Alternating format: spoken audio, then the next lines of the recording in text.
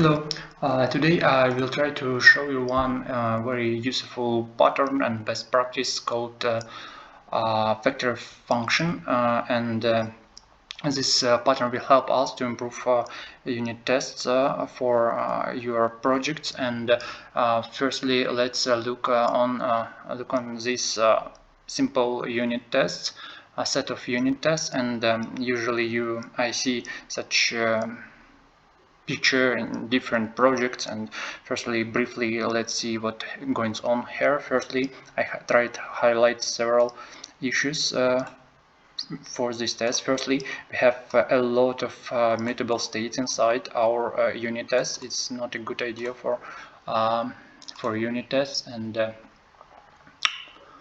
else we will try to do them more immutable with our pattern. And second issue with this unit test, it's sharing some default states with other set of tests. For instance, we share this stub data with all of the tests below, because before each function calls each time before every test. It's also not a good idea when you will try to change it, or you need to reread all your and fix all your tests which use this shared data. Also, another issue with this test, it's some overriding some mutable fake with another fake, and it happens not in a proper way. I will try to show how to fix this. And let's start from the mutable state. Let's change it to immutable state. Actually, factor function should allow us to replace before each hooks to fix all our problems, and it will improve our unit tests. Actually, the main problem, just try to highlight in using before each hooks. Our target to remove from your code base all before each hooks, and factor function should allow us to do this. Let's try to make some refactoring. Introduce some factor function. Its name setup, just to remove our before each hook. And this is factor function will return us some tuple which consists with system on the test and a set of fakes.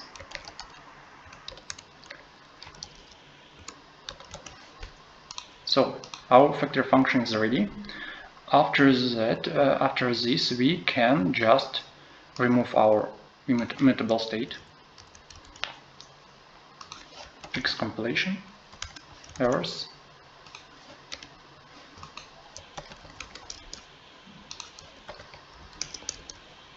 So factor function is ready. Just fix our couple of compilation errors. We just need to call our factor function in this way. So we resolved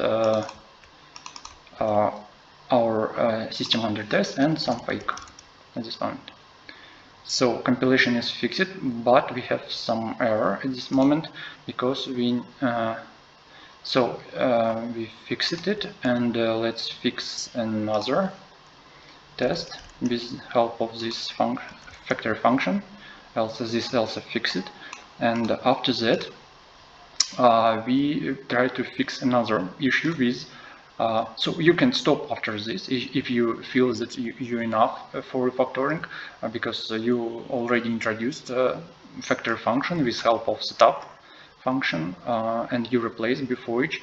But I will continue this video to remove another two issues like this one. We remove shared state for this, and it's really easy. Just need to remove default default stub from our setup function. We know it. We will just reuse fakes at this moment without any stub data, and move this stub data inside the specific unit test. Just copy paste it, or with some modification, because each test may have a different absolutely different stub data, and you in some tests you should override it just 3, 4 and so on, and depends on your algorithm and so on. Just in our case we will remove and copy paste this default stub into a specific test, and just try to set up it. In our case here I will try to some snippet for this value, for this case, just to make video more quicker. And after that we set up our stub data for specific tests. We use here we use specific spy on method, spy on create method, and set up user ID to resolve it. And after that all our unit tests also passed after this refactoring. Next we will try to fix another issue with overriding when we need to create opposite some scenarios for create method, and we will try to do it in the same way.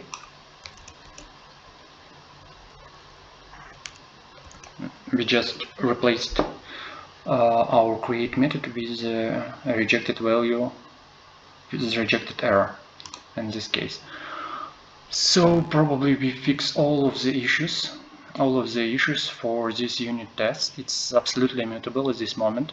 You no need to scroll up your to scroll up or down to understand which stub data was set up to your unit test, because all of the arrangement happens inside single test.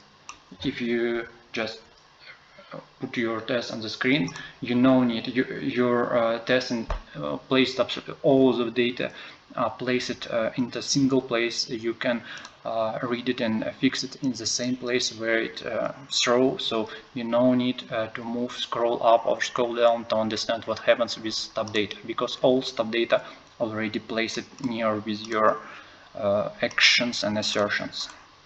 Probably that's all what I want to say about this video. Thanks for watching. Bye.